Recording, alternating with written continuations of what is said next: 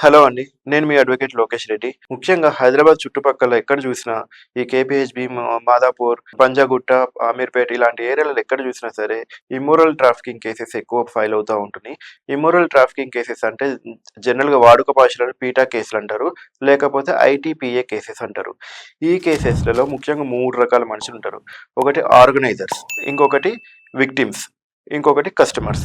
Organisers అంటే ఆ brothel హోమ్‌ని నడిపే వాళ్ళని ఆర్గనైజర్స్ అంటారు.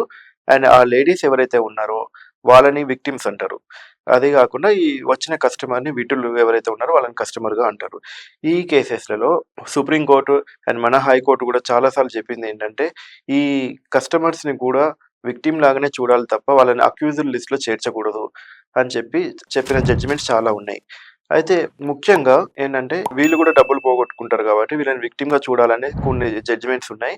అదే కాకుండా మన హైకోర్ట్‌లో గత సంవత్సరం చాలా కేసులలో కస్టమర్స్ అందరూ క్వాష్ పిటిషన్ ఫైల్ చేసుకొని, ఆ హైకోర్ట్ నుంచి క్వాష్ ఆర్డర్ తీసుకున్న సందర్భాలు కూడా చూస్తున్నాం. నేను ముఖ్యంగా ఏమని చెప్తున్నానంటే ఎవరైనా సరే ఇలాంటి తప్పుడు కేసెస్‌లో ఇరుక్కుంటే వాళ్ళ పేరు గనుక కస్టమర్‌గా ఉంటే ఖచ్చితంగా వాళ్ళు కోర్ట్‌కి వెళ్లి హైకోర్ట్‌లో క్వాష్ పిటిషన్ ఫైల్ చేసుకొని వాళ్ళ పేరుని తీపిచ్చుకునే అవకాశం ఉంది. ఇది సెషన్స్ కేస్ కాబట్టి లోయర్ కోర్ట్‌లలో కొన్ని సంవత్సరాలు కోర్ట్ చుట్టూ తిరగాల్సొస్తుంది. అదేదో హైకోర్ట్‌లో క్వాష్ పిటిషన్ యేసుకుంటే ఒక 2-3 వీక్స్‌లో క్వాష్ అయిపోయే అవకాశం గూడా ఉంది.